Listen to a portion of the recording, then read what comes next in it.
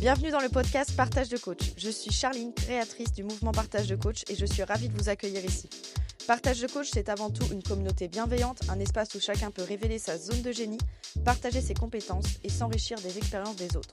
Ce mouvement est né d'une simple envie, permettre à des professionnels passionnés et talentueux de se faire connaître et d'échanger leur savoir et de créer ensemble quelque chose de plus grand. Parce qu'à plusieurs, on va plus loin. Dans ce podcast, vous découvrirez des parcours inspirants, des histoires authentiques et des échanges riches avec des coachs et des professionnels qui partagent leur expertise et leur humanité. Mon intention est de vous offrir un moment de connexion, d'inspiration et peut-être de transformation. Et si ce podcast vous donne envie d'aller encore plus loin, sachez que nous avons une communauté où nous organisons des conférences chaque lundi gratuitement. Les coachs que vous entendez ici animent également des ateliers plus approfondis sur des sujets précis pour vous permettre de grandir et d'évoluer. Si vous souhaitez rejoindre cette belle aventure, je vous mets le lien juste en bas. Alors installez-vous immédiatement et ouvrez vos esprits. Laissez-vous porter par cette belle aventure collective. Bonne écoute. Hello Adrien, comment ça va? Hello Charline, ça va, merci. Ça va très bien, merci. Super, merci d'être venu sur Partage de coach pour cette interview. Merci à toi pour l'invitation, ça fait très plaisir. Yes, ça nous fait plaisir aussi. Et justement, pour que les personnes qui nous écoutent puissent te connaître, est-ce que tu pourrais te présenter en quelques mots, puis ensuite on pourra voir pour expliquer ton parcours. Ok. Eh bien, moi, je m'appelle Adrien, je suis coach et formateur. Euh, J'anime une communauté de coachs et j'accompagne les entrepreneurs du développement personnel, surtout les coachs, à trouver leur mission de vie et développer leur activité dans ce sens-là. Ok, En quelques mots, voilà. ok, trop bien. Et du coup, là, si tu devais avoir en une phrase une description de toi, pour toi, ça serait quoi? Ouh, c'est une question pas facile. En une phrase, il y a un mot qui me vient là, je dirais, c'est le côté out of the box. J'aime bien ne pas faire comme tout le monde et, euh, et encourager cette posture-là de mettre en avant sa différence. Parce que je suis convaincu que c'est ce qui fait l'unicité d'une personne. Donc voilà, out of the box, je dirais. Ok. Et du coup, pour qu'on puisse en savoir plus, c'est quoi exactement ton parcours si on revient au petit Adrien tout petit jusqu'à aujourd'hui? Est-ce que tu pourrais nous expliquer un petit peu tout ça? Je peux expliquer tout ça, absolument. Euh, alors moi, j'ai eu une enfance délicate, on va dire, parce que j'ai eu un parcours scolaire très compliqué. J'ai été humilié, tapé à la récré, battu, j'étais gros, j'étais vraiment obèse.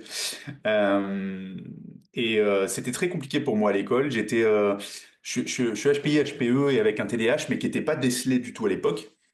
Et, euh, et du coup, la communication avec mes parents était en plus très compliquée. Mes parents sont des gens très bien et aujourd'hui ça se passe très bien. On a la relation que l'on a, mais c'est vrai que ça a été un parcours très compliqué. Du coup, avec mes parents, ça a été, je sais pas si tu connais Pascal le grand frère, mais on aurait pu passer dans l'émission, quoi. J'étais très violent à la maison parce que il y avait vraiment un énorme manque d'écoute et de communication. Je suis parti de chez mes parents à 17 ans. Euh, Là, s'en est suivi une grande période d'autodestruction. J'ai traversé pas mal d'épreuves. Il y a pas mal d'épreuves euh, physiques. J'ai fait beaucoup de séjours à l'hôpital. Je crois qu'il y a que sur les fesses que j'ai pas de cicatrices. Et, euh, et du coup, j'ai traversé aussi beaucoup les drogues dures. Je me suis même piqué pendant plus d'un an. Ça a été une grosse période compliquée. Et puis, à un moment donné, j'ai eu un gros accident après une énième soirée de débauche. J'ai fait une crise d'épilepsie et je suis tombé de 2 mètres de haut, la tête sur le carrelage. Et là, on va dire que c'était l'accident de trop. J'ai perdu 1 litre de sang par les oreilles. Je fais ce qu'on appelle un hématome extradural. C'est un des hématomes les plus graves. J'ai fait quelques semaines de coma. Et puis quand je me suis réveillé, j'ai pas reconnu mes parents, je savais pas comment je m'appelais. Mes parents me disaient que mes amis m'appelaient, j'arrivais pas à parler. Et là, les chirurgiens me disaient que j'aurais des séquelles neurologiques à vie, quoi, et que je resterais sûrement un légume à vie. Et donc pendant 6 mois, j'ai réessayé de me remettre un petit peu dans le, dans le bain, on va dire. Donc pendant 6 mois, je suis allé chez l'orthophoniste.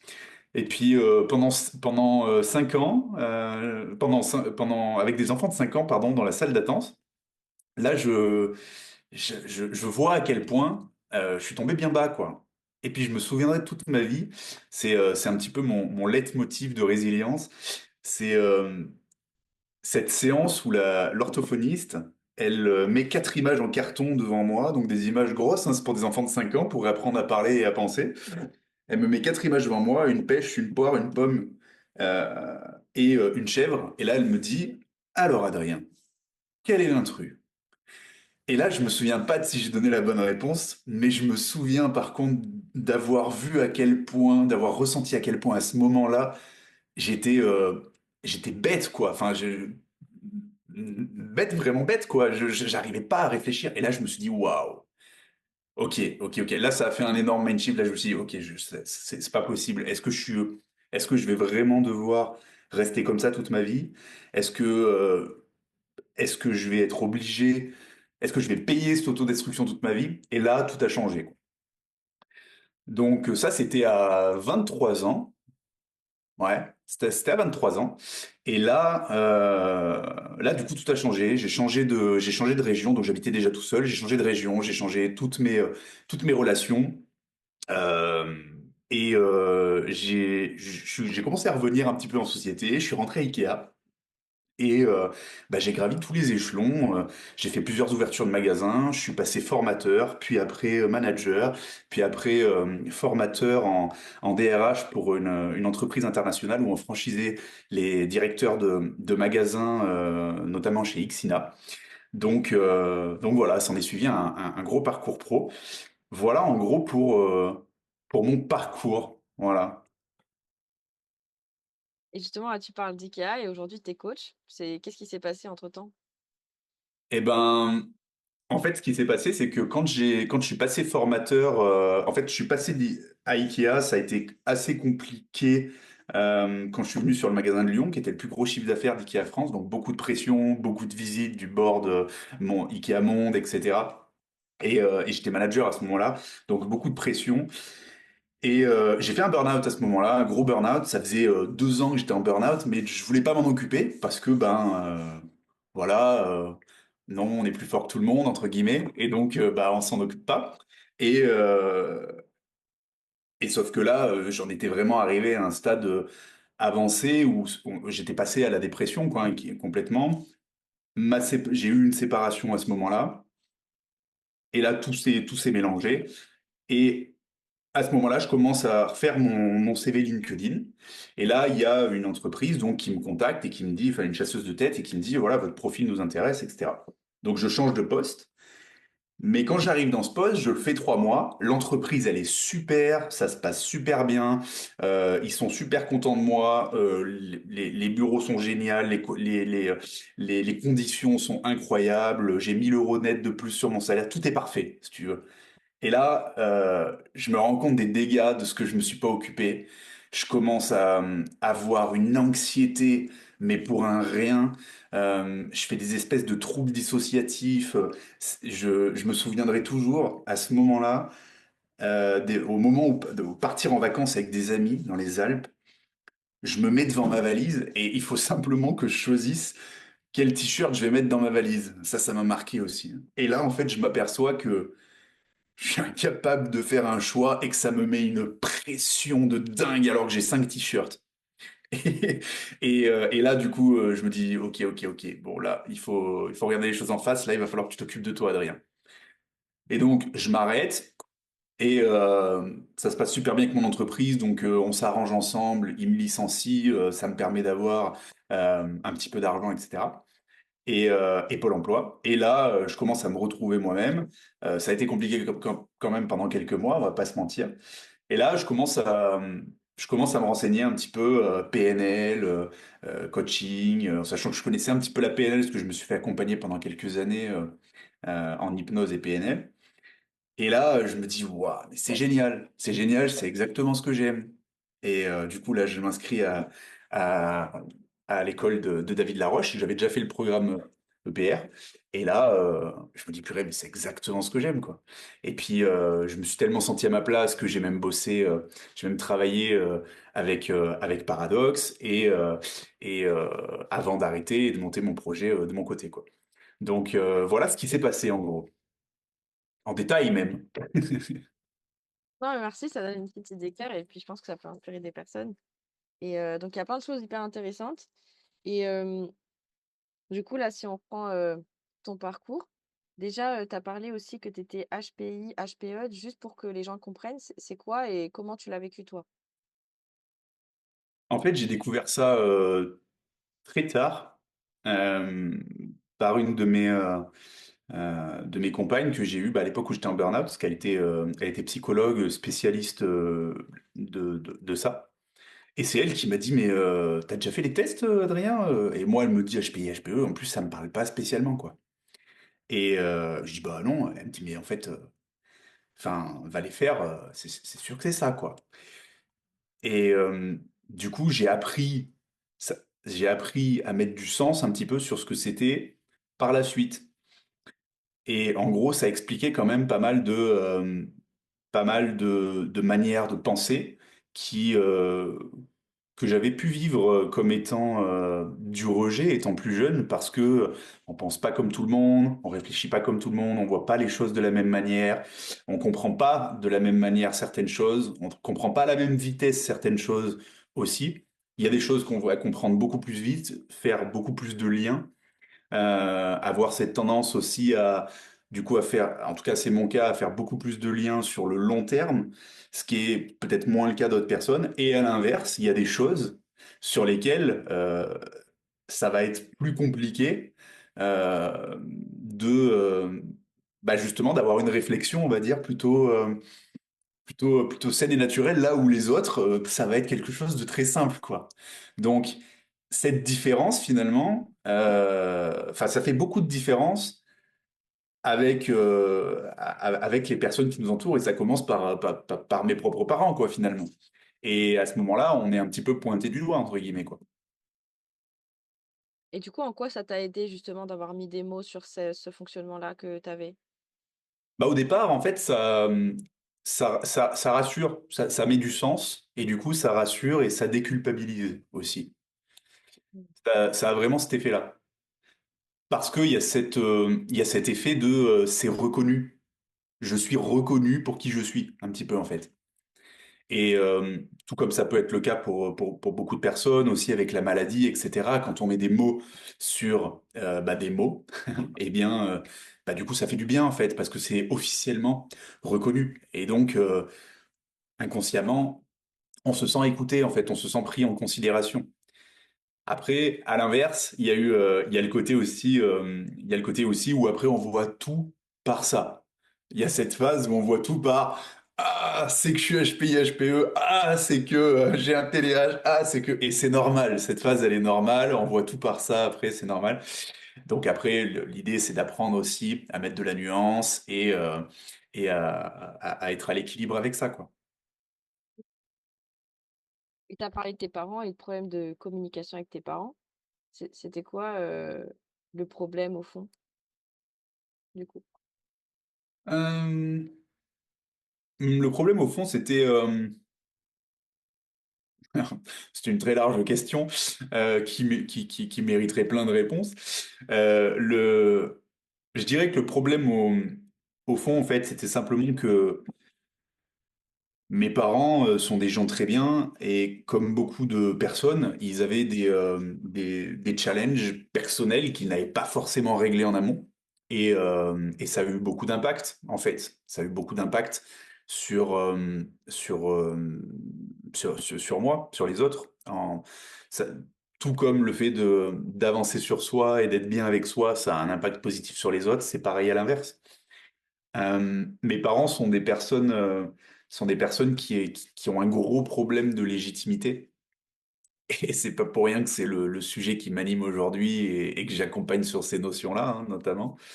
C'est que mes parents sont des personnes qui sont, ouais, qui ont un gros problème de légitimité. Et ça m'a marqué, ça m'a profondément fait me sentir emprisonné un petit peu de par, par leurs inquiétudes, en fait, leur anxiété qui en découlait. Et du coup, les conseils qu'ils pouvaient me donner, et qui partaient, je l'ai bien sûr compris plus tard, d'une très bonne intention, euh, celle qui nous arrive pas de mal, mais finalement qui agit un petit peu comme une espèce de prison. Après, aujourd'hui, j'ai beaucoup de gratitude pour ça parce que je connais mon ambition un petit peu folle et dans tout ce que je fais et dans tout ce que j'ai fait depuis toujours. Et ça, je le dois aussi grâce à mes parents. Parce que mes parents manquent énormément d'ambition, même des fois sur des petites choses. Et sans ça, j'aurais pas l'ambition que j'ai aujourd'hui. Donc, euh, donc voilà, mais ça a été quelque chose de très challengeant puisque et ce côté, il faut pas faire ci, c'est important que tu le fasses comme ça. Non, en fait, j'ai envie de découvrir par moi-même comment on va faire les choses en fait. Non, mais bah voilà, tu fais toujours ce que tu veux de rien. Ben non, mais en fait, tu me dis de pas faire ça, mais en fait, moi j'ai besoin de le vivre pour savoir si c'est bon ou pas de faire ça dans la vie. Et voilà, j'ai grandi avec ça. C'est aussi pour ça que j'ai vécu plein d'accidents, plein de malheurs, entre guillemets, parce que j'ai été poussé indirectement, paradoxalement, à faire tout ça plutôt que d'avoir cette écoute, de me dire, écoute, est-ce que vraiment tu penses que c'est une bonne idée de faire ça? Pourquoi? Intéressant. Non, il n'y avait pas ça. Il y avait, non, tu ne dois pas faire ça, c'est dangereux. D'accord, je vais le faire. On va voir si c'est dangereux. Et justement, en lien avec, les personnes qui nous écoutent, si par exemple, il y a, quelqu'un qui vit un problème avec ses parents de communication, qui a des parents anxieux, qui manquent d'ambition, ça serait quoi ton conseil pour la personne qui écoute? Un conseil pour elle ou un conseil pour ses parents? Tu peux répondre pour les 2. Ok. Euh, un conseil pour la personne qui manque, qui a des parents qui manquent d'ambition et qui du coup, j'imagine, souffre de cette situation, j'imagine. Oui, Euh, Ce serait simplement de lui dire que la souffrance que tu vis aujourd'hui, un jour, tu en verras la valeur positivement. Parce que ce que tu, simplement d'avoir confiance en fait, d'avoir confiance et d'être optimiste. Parce que plus tu assumes ce que tu es, et au départ, c'est tellement difficile de se sentir si seul au monde. Mais après, du coup, si tu poursuis ce chemin-là, bah, en fait, c'est les autres qui te suivront après. C'est un excellent entraînement pour devenir quelqu'un d'inspirant, en fait. et pour les parents du coup? Et pour les parents, pour éduquer leur enfant ou pour leur bien-être à eux? Parce que c'est pas du tout pareil. En tout cas, un conseil pour les parents qui vivent avec un enfant qui a de l'ambition et qui ont des peurs, Hmm. heu, Je dirais, je dirais, de leur faire confiance. Et si c'est, et si c'est si dur, parlez avec lui, questionnez-le. Tiens, pourquoi tu veux faire ça? Ça m'intéresse. Ok, ben, ça me fait peur. Mais du coup, ça m'intéresse quand même. Soit, s- soyez vulnérable en fait avec votre enfant. Soyez vulnérable, dites-lui que vous avez peur, mais intéressez-vous à lui aussi. Parce que ça, c'est ce qui fait, c'est ce qui fera la différence en fait dans la relation que vous aurez avec lui et aussi dans la confiance que du coup il va vous apporter. il va avoir envers vous. Et donc, du coup, forcément, dans les choix qu'il fera aussi. Et tout à l'heure, tu parlais aussi que quelque part, tu réagissais à une certaine période en opposition, un peu en réaction de ce qu'on te disait, de pas faire et que du coup, ça t'a poussé à avoir tout ça. Mhm. Heu, Quelqu'un qui est vraiment dans une situation avec ses parents ou la vie sociale, qui est en opposition avec tout et qui va vers son autodestruction quelque part, qu'est-ce que tu lui conseilles? En fait, je lui conseillerais de se demander qui il veut être, en fait. Même si c'est pas demain. Même si c'est pas demain, parce que ça peut mettre une pression aussi de se dire, tiens, j'ai envie de devenir telle personne. J'ai envie de devenir comme ça. J'ai envie d'évoluer là-dessus. J'ai envie de faire ci. J'ai envie de faire ça. C'est hyper intéressant et c'est très important. Et en même temps, ça peut mettre une pression. Donc, c'est juste se dire, peut-être se projeter même que dans seulement 20 ans, même beaucoup plus loin, comme ça on se dit, j'ai le temps. Parce que dans un moment d'autodestruction comme ça, on n'a qu'une envie, c'est pas forcément de se dire qu'est-ce que j'ai envie de devenir demain, parce que, il y a beaucoup de culpabilité dans ce que l'on est à ce moment-là. Ça peut paraître une énorme montagne à faire, pour ne pas dire que ça peut paraître impossible dans comment on vit la chose à ce moment-là. Donc juste se dire, tiens, comment j'aimerais, quel type de personne j'aimerais être? Quel type de personne j'aimerais être, et finalement juste de cultiver un petit peu cette question sans forcément aller chercher à aller plus loin, mais se la poser régulièrement. Et naturellement, on va devenir de plus en plus précis et ça va permettre de définir naturellement des objectifs en fait qui nous tiennent à cœur. Donc quelque part dans ce que tu dis, c'est, revenir à soi, mais à soi vraiment, sans être en mode, contradiction quelque part, c'est de revenir à soi et se poser la question. Ouais, ouais, revenir à soi, mais vraiment se demander qui est-ce que j'ai envie de devenir, comment j'ai envie d'être. Euh, Ça dépend dans quel contexte est la personne, mais qu'est-ce que j'aimerais faire plus tard? Un petit peu comme quand on est enfant. Tiens, qu'est-ce que tu aimerais faire plus tard? Ah, question qui m'a tellement stressé quand j'étais jeune d'ailleurs. Mmh. Mais, euh, mais ouais, comment t'aimerais, je sais pas si par exemple la personne elle est dans une situation euh, vraiment autodestructrice, mais il y a quand même des choses qui l'animent dans sa vie, même si elles sont pas forcément saines. Bah, c'est de se demander, tiens, comment justement t'aimerais, sur ce point qui te nourrit là tout de suite, comment t'aimerais le nourrir encore mieux? Ou comment t'aimerais nourrir ça, mais de manière un petit peu différente qui te rendrait fier? L'idée, c'est que dans un moment comme ça, où on est un peu dans l'autodestruction et dans beaucoup de culpabilité aussi, beaucoup de haine envers soi, envers les autres, c'est aussi euh, c'est penser petit et pas trop grand, justement, pour que ça donne envie d'y repenser, en fait. Et tu as parlé plusieurs fois que tu as eu des déclics déjà à l'orthophoniste à 23 ans. Il y a eu aussi quand tu avais la difficulté de faire des choix, qu'il y avait un peu cette voix, de: «Adrien, occupe-toi de toi». Cette Mhm. voix qui t'a ramené à l'essentiel pour toi, elle vient d'où? Comment elle s'est manifestée? J'en ai eu plein des voix comme ça. J'en ai eu plein. La première qui me vient en tête là, c'est je me souviens d'une fois où je, en fait je me souviens de trois fois où j'étais dans cette situation. Je me souviens dans la salle de bain de mes parents. euh, je prenais mon père avait des lames de rasoir Gillette. Je me souviens dans un petit range lame blanc là. Et vraiment, j'ai pensé plusieurs fois au suicide et j'étais pas loin de le faire. Et je me souviens d'une de ces trois fois-là où finalement je prends une lame de rasoir, je me mets devant la glace comme ça, qui faisait hauteur homme.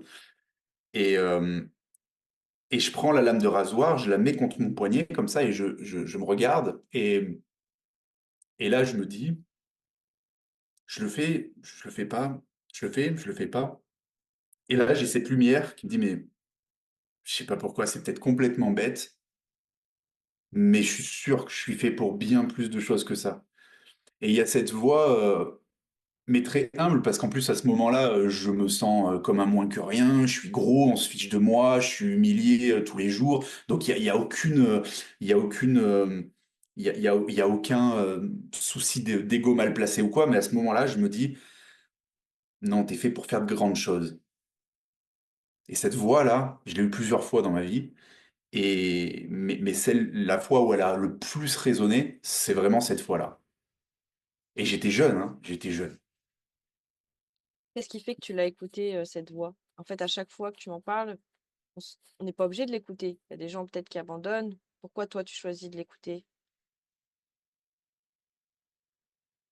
J'ai choisi de l'écouter parce que il y avait une chose qui m'a, principalement, qui était entre guillemets ma voie de la guérison à l'époque, c'était le fait que j'étais musicien et je faisais de la guitare, beaucoup de guitare. Je rentrais de l'école, je faisais 4 heures de guitare. Mes parents m'appelaient, viens manger, et puis après je retournais faire de la guitare. Et, euh, et à l'époque, j'étais persuadé que j'allais faire le tour du monde avec mon bus de tournée, avec mon groupe, et à faire le tour des scènes du monde.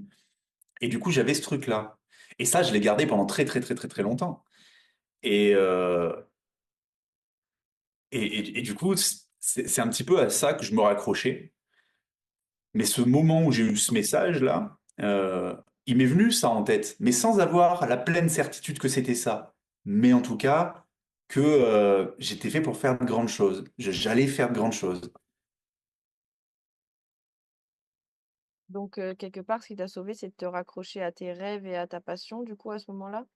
Yes, bien sûr.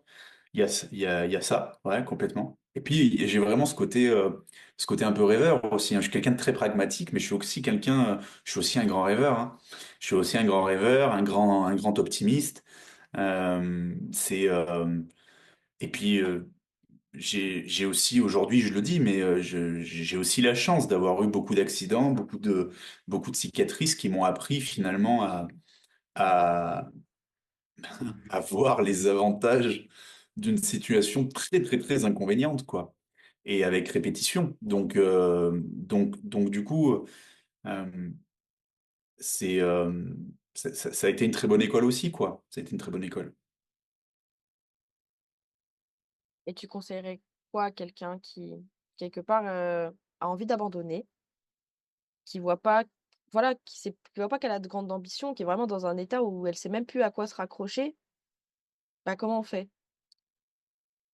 Bah déjà, c'est de se poser la question de simplement parce que c'est facile de donner un conseil. Maintenant, c'est important de savoir est-ce que tu suis tes rêves à toi ou le rêve de quelqu'un d'autre. Et ça, c'est hyper important parce que je vois quand même beaucoup de personnes qui suivent aussi le rêve de quelqu'un d'autre. Soit le rêve de quelqu'un d'autre euh, qui peut être quelqu'un d'autre de la famille, que ça peut être quelqu'un d'autre, simplement une personnalité qui l'inspire, mais c'est pas réellement le rêve de la personne. Donc déjà, je lui demanderai, avant de lui donner quelconque conseil, je lui demanderai déjà euh, pourquoi tu veux faire ça? Pourquoi tu veux faire ça et en quoi c'est important pour toi de faire ça? Et, euh, et, et j'insisterai sur la question.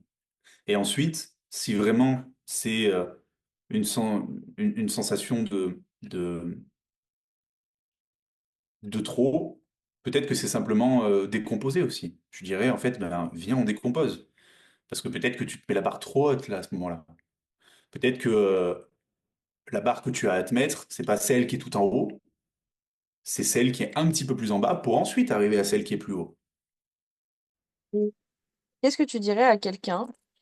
Tu as dit tout à l'heure, heu, les choses dont je me suis pas occupée, bah, elles ont refait surface.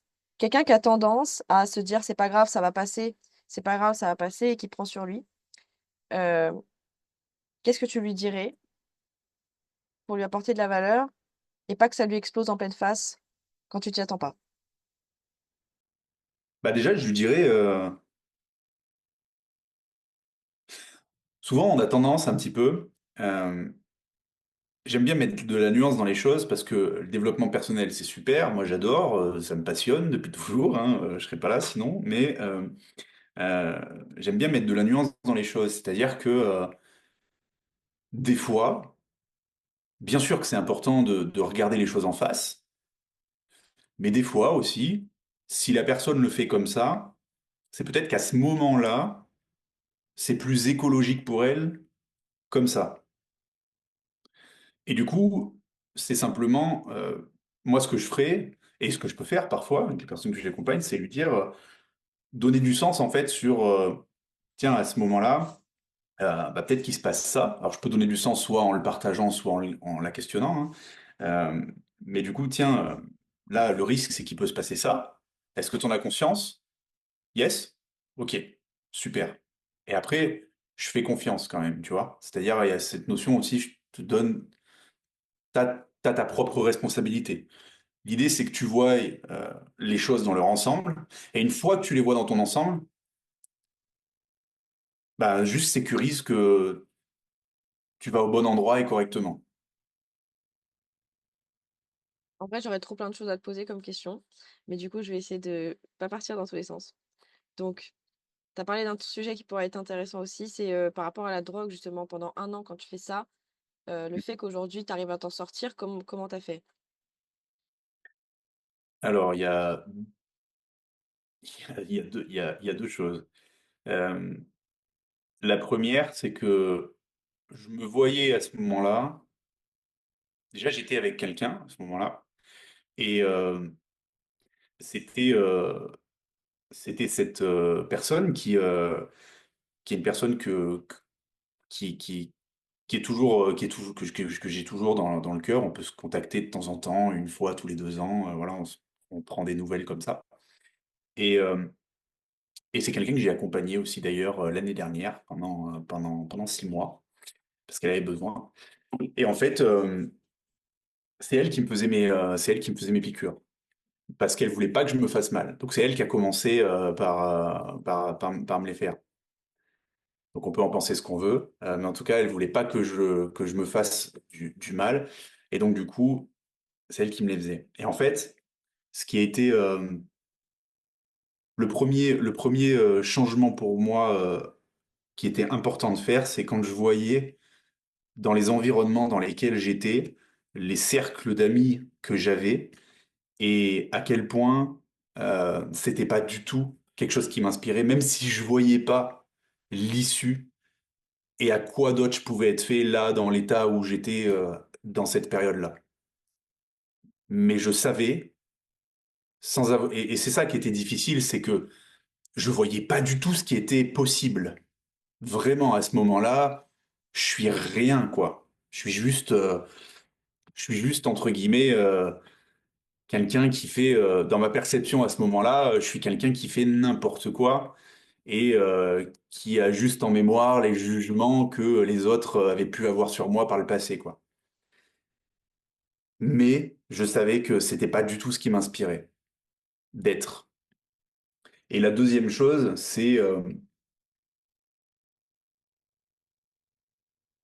que quand on n'est plus, quand on est en manque, quand on a besoin de notre dose, euh, moi je faisais avec principalement de la morphine, mais de l'héroïne aussi de temps en temps. Euh, et ça pouvait arriver aussi avec cocaïne, mais c'était surtout morphine et héroïne. Et bon, après, l'héroïne, c'est à base de morphinique, hein, c'est un peu la même idée. Mais du coup, euh, c'est une sensation qui est tellement euh, incroyablement bonne, mais directement dans le sang. En plus, c'est quelque chose qui est hallucinant de bien-être. Enfin, c'est même pas descriptible, quoi, tellement que c'est un bien-être incroyable. Et du coup, quand c'est plus là, mais c'est une telle catastrophe, c'est juste dingue, c'est indescriptible en fait. J'arrive absolument pas à décrire le bien-être que ça procure, tout comme le mal-être que ça procure. Et je me suis vu plusieurs fois être tremblant complètement, euh, franchement, ça pouvait ressembler à une crise d'épilepsie, et je suis quelqu'un d'épileptique, mais c'en n'était pas une, c'était juste, je tremblais complètement. Et là, tu te dis, c'est pas possible, en fait. C'est pas possible. D'être dépendant comme ça de quelque chose, à ce point, c'est pas possible. C'est pas possible. Et donc, moi, j'ai quand même eu ce côté, même si j'aime à travailler l'équilibre aujourd'hui et que je continue au quotidien, j'ai quand même, euh, j'ai quand même ce truc de, moi, quand j'arrête quelque chose, j'arrête. Alors, j'y arrive beaucoup mieux depuis que je l'ai fait avec, avec l'héroïne, forcément. Tout devient beaucoup plus simple après pour arrêter n'importe quoi.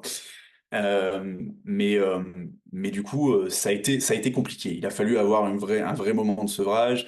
Heureusement, j'étais bien entouré par ma compagne du coup de l'époque, mais ça a été compliqué, ouais. Et comment tu t'en es sorti du coup comment t'as fait?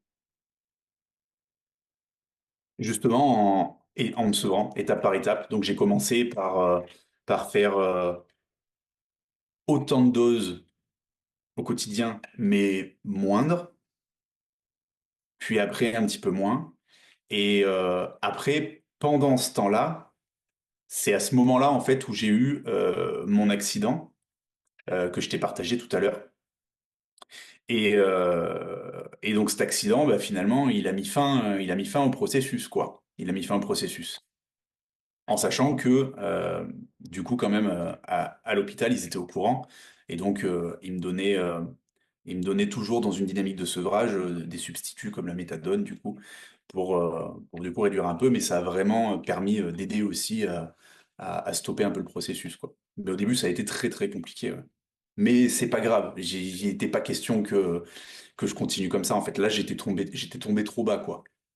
Oui, c'est ça que j'allais te poser comme question. Qu'est-ce qui fait qu'après, bah, du coup, t'es pas repris en tout cas? Puisque si ça apporte énormément de bien-être, comment est-ce que tu as pu ne pas reprendre? Parce qu'en fait, c'était pas ce qui, il y avait vraiment cette notion de, d'être autant dépendant de quelque chose pour être dans le bien-être. C'était, c'était pas sain. Et puis, bien-être, tout est relatif parce que c'est une sensation de bien-être physique qui est incroyable. Mais tu vois, c'est pas le bien-être qui t'inspire, qui te rend fier de toi, tu vois, c'est pas ce bien-être-là. Et moi, c'est ce bien-être que je recherche, tu vois. C'est être fier de ce que je fais, être fier de ce que je transmets, être fier de ce que je permets aux personnes de faire, d'atteindre. Moi, c'est ça qui me permet d'être, d'être fier. Et même si à l'époque, j'avais pas autant conscience de ce qui m'inspirait qu'aujourd'hui, j'étais quand même ce même gars, quoi, à faire en sorte de développer les autres, à faire en sorte j'étais quand même déjà ce gars-là, quoi. Donc au fond, quelque part, sous une certaine forme, tu étais à la recherche de bien-être, mais tu t'es rendu compte que c'était pas ce que tu recherchais réellement profondément et au fur et à mesure du chemin, du coup, tu t'es rapproché plus de ce qui était vraiment source de bien-être. Ouais, entre guillemets. Et puis c'est surtout le fait que à ce moment-là, là, on pouvait pas faire pire, quoi. T'es, tu te drogues, tu fais un coma, on te dit que tu vas rester un légume. Enfin, c'est bon, là, je veux dire, tu peux pas tomber plus, enfin, entre guillemets, tu peux pas tomber plus bas, quoi, à ce moment-là, tu vois. Donc, bah là, c'est soit, et c'est cette espèce de mind shift final que j'ai eu chez l'orthophoniste, où soit ma vie, elle s'arrête là, en fait, soit je décide que ma vie, elle s'arrête là, ou elle continue comme ça, et entre guillemets, je vais parler crûment, mais je reste une merde, en fait, tu vois, à ce moment-là, je reste une victime, tu vois, je reste comme ça. Soit j'aspire à mieux, même si je sais pas encore ce que c'est. Et du coup, bah, le choix, il a été vite fait. Là, c'était trop, en fait. Là, c'était trop. Et donc là, j'ai décidé de prendre ma vie en main. Et là, j'ai décidé d'arrêter finalement d'être d'être victime, en fait. D'être victime de moi-même, d'être victime de tout ce que j'avais pu subir auparavant, d'être victime des jugements que j'avais pu entendre toute ma vie, euh, et de prendre vraiment le pouvoir. Yes.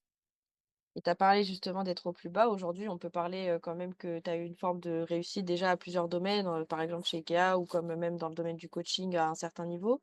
Heu, c'est quoi en fait, qui t'a aidé, heu, de passer du plus bas à une forme de réussite? Qu'est-ce qui t'a aidé? Franchement, il y a une chose qui m'est venue, c'est l'amour des gens, en fait. C'est l'amour des gens.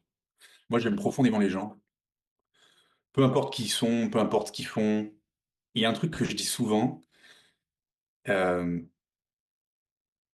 je crois pas au fait qu'une personne puisse être mauvaise et je pense qu'il y a beaucoup de personnes et je me fiche un petit peu de ce que les gens pensent de cet avis, hem, mais moi, je ne crois pas qu'il y a des personnes qui soient mauvaises. Je pense qu'il y a des personnes qui font des mauvais choix pour des mauvaises raisons, pour des mauvaises croyances, mais je crois pas qu'il y ait de mauvaises personnes.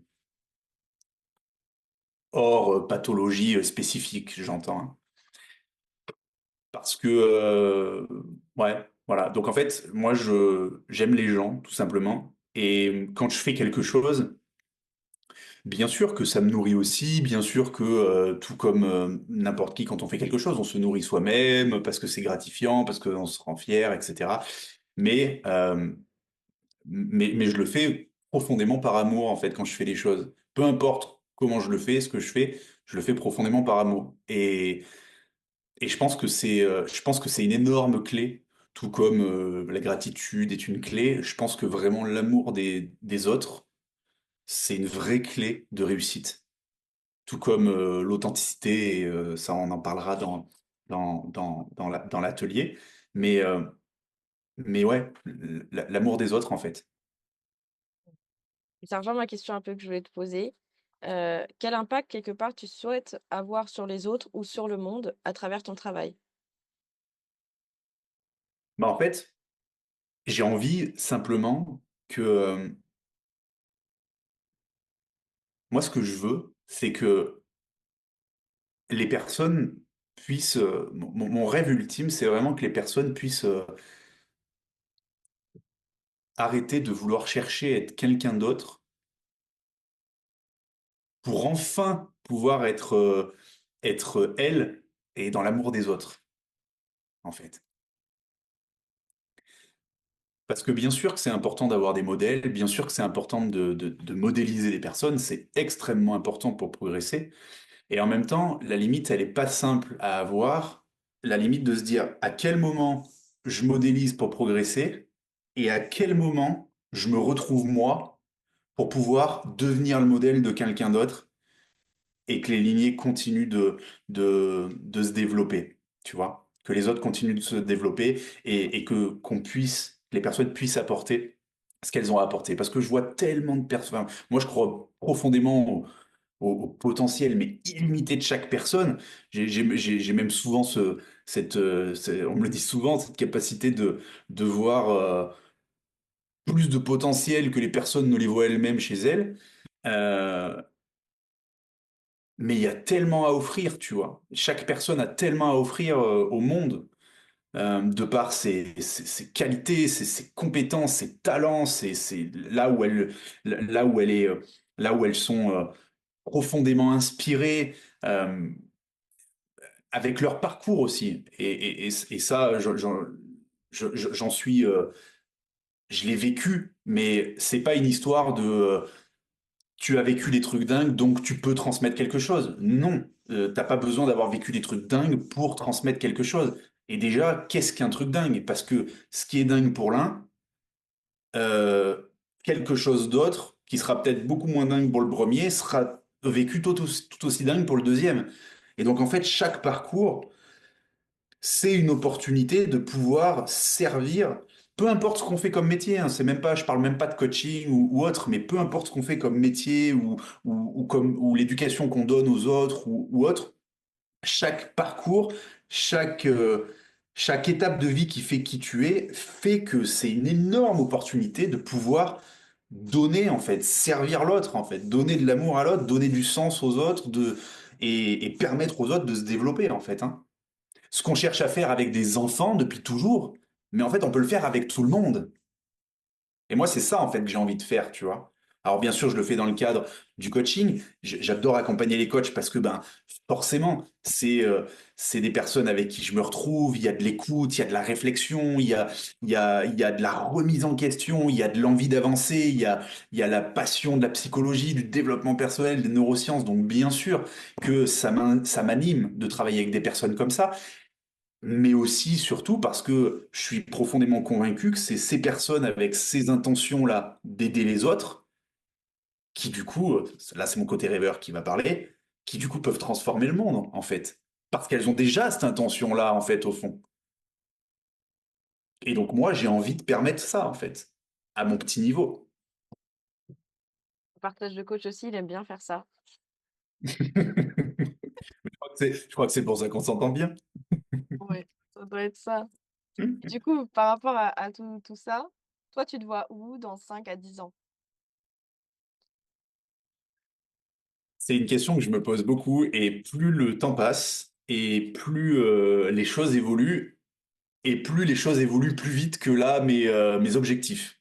Donc c'est très positif, mais du coup c'est vrai que euh, là depuis quelques mois j'ai arrêté de faire des projets sur de la visualisation sur ce que je veux.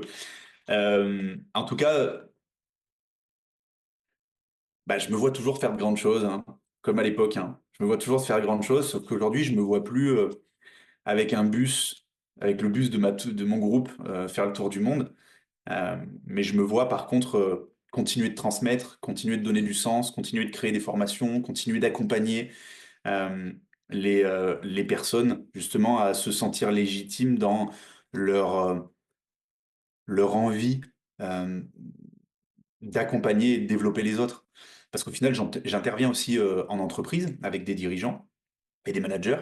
Euh, et il y a quand même cette notion-là euh, dans, dans les unités physiques, dans les magasins ou les usines physiques dans lesquelles j'interviens. Il y a quand même cette notion de, OK, il y a un manager qui est fait pour emmener les autres, développer les autres. C'est différent et surtout, il y a plein de choses à emmener, notamment sur ce qu'est le leadership réellement, ce que moi j'appelle le leadership inspirant en tout cas. Et, et du coup, il y a vraiment plein de choses à emmener comme ça, et j'ai quand même envie de continuer ça, mais surtout, j'ai vraiment envie de créer un, ce que j'ai déjà commencé à faire, mais j'ai vraiment envie de créer une espèce d'énorme communauté nationale reconnue, pas pour être reconnue, mais reconnue pour être justement l'endroit où vraiment on se développe et on progresse ensemble, de manière structurée, cadrée, mais mine de rien, ensemble. Parce que hiérarchie ne veut pas dire supériorité. Hiérarchie, pour moi, veut juste dire, si on peut pas, si on parle de hiérarchie, je veux dire, euh, pour moi, veut juste dire OK, on a une direction à suivre et du coup, c'est plus facile de la suivre. Un petit peu comme quand quand tu élèves un enfant, tu mets un cadre. Donc, il y a une hiérarchie, tu mets un cadre pour que l'enfant il puisse se sentir bien dans ce cadre et s'amuser dedans. Et pas se sentir stressé et qu'il fasse n'importe quoi. Je sais de quoi je parle aussi en tant qu'enfant qui faisait n'importe quoi. Donc voilà, j'ai envie de faire ça et tous mes choix entrepreneuriaux et il y en a et il y en a de plus en plus. Ils sont dirigés vers ça, en fait. C'est cette espèce de vision ultime et rêveuse, elle est dirigée vers ça, quoi. Par rapport à ton parcours, pro, perso, tout le développement personnel que tu as pu faire, quelles ressources, type, des livres, des méthodes, des techniques, heu, pourraient avoir de l'impact que tu pourrais recommander? Eh ben, moi, je suis pas un grand lecteur de livres physiques. Je suis pas un grand lecteur. Et de la même manière que j'ai beau être musicien, quand j'écoute une musique, j'écoute la musique par mood, par type d'émotion que j'ai envie de suivre. Et du coup, quand j'écoute une musique qui me plaît, je vais lancer la radio qui va avec. Et du coup, je vais découvrir plein de musiques comme ça. Et en fait, quand je me forme, et c'est le cas un peu tous les jours, c'est un petit peu pareil, c'est-à-dire que je fais au gré de là où j'en suis dans mon parcours et mes besoins et qu'est-ce qui va servir mes objectifs. Donc par exemple, là alors j'ai toujours été passionné d'entrepreneuriat, euh, mais c'est vrai que là je suis beaucoup là-dessus. Et du coup, j'ai pas une personne que je vais plus suivre qu'une autre, euh, mais plutôt me focaliser sur des sujets précis et aller creuser le sujet comme jamais par plein de personnes, de plein de manières différentes. Donc j'ai pas de personne particulièrement à recommander, ou alors il y en aurait plein. Euh, je dirais simplement que le meilleur conseil que je pourrais donner, euh, c'est s'il y a quelque chose qui vous questionne, je suis quelqu'un d'extrêmement curieux à l'extrême, s'il y a quelque chose qui vous questionne, euh, allez creuser. Aujourd'hui, c'est une grande force, ça aussi. Euh, c'est qu'on est quand même dans une époque où on peut tout trouver aujourd'hui euh, sur Internet ou rien que sur YouTube. Euh, Moi, l'abonnement YouTube, c'est un des meilleurs investissements que j'ai fait ces dernières années, hein. Le YouTube Premium. Allez creuser les sujets qui vous questionnent. Il y a moyen de trouver tellement de choses aujourd'hui. Ce serait dommage de se priver. Il y a plein de personnes, il y a tellement de youtubeurs aujourd'hui, il y a tellement d'influenceurs que on voit beaucoup l'inconvénient de ça, comment on fait pour se démarquer. Mais il y a aussi un avantage à ça, c'est que du coup, il y a de plus en plus de qualité aussi. Aujourd'hui, si tu veux faire une vidéo YouTube, tu as tellement de modèles qui sont excellents que tu te verrais vachement moins qu'il y a 10 ans faire une vidéo qui a pas de valeur, ou une vidéo qui ressemble à rien, ou une vidéo avec un son qui est dégueu. Non, il y a tellement de modèles hauts que l'avantage, c'est que quand on va chercher quelque chose, c'est très rapidement du contenu qualitatif. Donc, ce serait dommage de se priver. Soyez curieux, c'est le meilleur conseil que je pourrais donner. Yes, top. Si tu pouvais revenir en arrière, y a-t-il quelque chose que tu ferais différemment? Non, absolument pas. Absolument pas. Et pourtant, j'ai quand même quelques petits soucis de santé de par mes différents accidents et tout, et j'ai des douleurs et voilà, j'ai pas mal de choses, malgré que je sois encore jeune. Mais non, non, je ferai rien de différent parce que chaque étape est une leçon, hein, vraiment. Je le vis profondément, ça. Chaque étape est une leçon et ouais, chaque étape est une leçon, vraiment. Donc non, je ne ferai rien de différemment. Après, si tu as une question à me poser pour clarifier, n'hésite pas, mais sinon, Non, je te non, dirai non. non, non, en plus, c'est une question que je pose souvent et du coup, c'est marrant. Enfin, chaque personne, oui, il y en a qui me disent non, en vrai, je dirais non, mais quand même, je changerais un truc. Donc, ça dépend vraiment. Donc, ok. Le, Et le plus souvent, les personnes disent ah, finalement, oui, ou ouais, c'est. c'est plus en vrai, tout le monde dit non, mais en vrai, ils mentent. On me dit ça. Ils changeraient des choses. Non, en plus, c'est rigolo parce que j'en ai parlé avec ma compagne il y a pas si longtemps. On a eu cette discussion, tiens, qu'est-ce qu'on changerait, etc. C'est le genre de questions qui sont intéressantes à se poser. Et non, vraiment, la réponse a été la même. Enfin, je ne changerai rien. Et même dans un moment, j'ai des challenges, hein, comme tout le monde. Et puis, bah, plus j'avance, plus forcément les challenges sont, entre guillemets, gros. Euh, mais même dans un moment où je suis challengé, non, je changerai rien, quoi. Je changerai rien. Parce que le moment, plus le temps passe, plus je vois le challenge comme un signe et comme une preuve que c'est exactement ce que j'ai besoin de vivre pour avancer, en fait. Pour aller vers la version de moi qui m'inspire, ou de créer l'entreprise qui m'inspire, ou ou d'emmener les personnes vers là où ça les inspire. Et en fait, plus j'ai des challenges, et même dans mon couple, c'est pareil, plus j'ai des challenges, plus ça met le doigt là où j'ai encore besoin de travailler. Et donc en fait, non, tout est parfait en fait. Je veux surtout rien changer. Qu'est-ce qui te rend le plus fier aujourd'hui?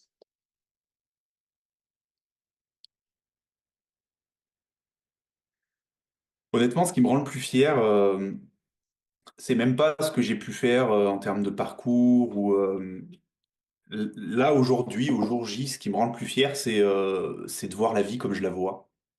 C'est ce qui me rend le plus fier, c'est juste d'avoir répondu à la question, ce que j'ai répondu à la question que tu viens de me poser juste avant. Ça me rend fier. Je me dis, euh, je me dis, bah c'est génial parce que si aujourd'hui je vois déjà les choses comme ça à 33 ans. euh, c'est tout ce que j'ai envie de transmettre en fait. C'est tout ce que j'ai envie que les personnes avec qui je travaille ou que j'accompagne ou avec qui je suis, même dans ma vie personnelle, c'est tout ce que je leur souhaite. C'est le pire que je leur souhaite. C'est de voir les choses comme ça. Donc si moi aujourd'hui je vois les choses comme ça, euh, ben moi qui ai cet amour de transmettre et de partager, je me dis que ça laisse une chance à ce que bah, les personnes puissent voir les choses comme ça aussi. Donc, et ça, pour moi, c'est ma plus grande réussite parce que si on peut tous être dans cette dynamique-là et avoir cette certitude que tout est parfait, bah alors, pour nos prochains aussi, tout sera parfait. Pour les personnes qui nous ont écoutés, du coup, si on veut te retrouver quelque part, où est-ce qu'on peut te trouver? Euh, on peut me retrouver sur LinkedIn. Pour l'instant, je suis pas très très actif sur les réseaux parce que je m'occupe du groupe de coachs que j'accompagne en ce moment. Donc voilà, je me focalise à 100% là-dessus. Mais on peut me retrouver sur LinkedIn, donc Adrien Chalaron, ou en tapant Asilience Coaching sur LinkedIn. Et c'est principalement là-dessus que je suis. OK, super. Bah, du coup, de toute façon, je le mettrai en description, du podcast. En tout cas, c'était un plaisir de pouvoir partager ça avec toi. J'espère que ça t'a plu. Yes, merci. Eh ben, écoute, je suis surpris d'avoir autant parlé de mon passé. Tu as posé d'excellentes questions très introspectives. Oui, les gens adorent le développement personnel profond ici. Bon, bah tant mieux alors. Tant mieux, tant mieux. J'espère que ça aura apporté de la valeur. Merci en tout cas, Ouais. Charlie, pour l'invitation. Merci à toi. Et voilà, c'est déjà la fin de cet épisode. J'espère que cette conversation avec notre intervenante a inspiré, donné des clés ou même peut-être une petite étincelle pour avancer vers tes propres objectifs. Chez Partage de Coach, on croit profondément au pouvoir de la communauté et de l'entraide pour aller encore plus loin ensemble. Donc, si cet épisode t'a plu, sache que ce n'est qu'un aperçu. En rejoignant notre communauté, vous pourrez participer à des ateliers exclusifs et interactifs chaque semaine, animés par des professionnels incroyables du développement personnel, du business. Ces ateliers vont plus en profondeur pour t'aider à transformer tes ambitions en réalité. Alors, si tu veux continuer l'aventure avec nous, je t'invite à cliquer sur le lien dans la description pour nous rejoindre. Partage cette opportunité autour de toi, parce qu'ensemble, on peut accomplir de grandes choses. Merci d'avoir été avec nous aujourd'hui et surtout n'oublie pas, tu as en toi ce qu'il te faut pour briller. On se retrouve très bientôt pour un nouvel épisode et d'ici là, prends soin de toi et continue d'évoluer. À très vite.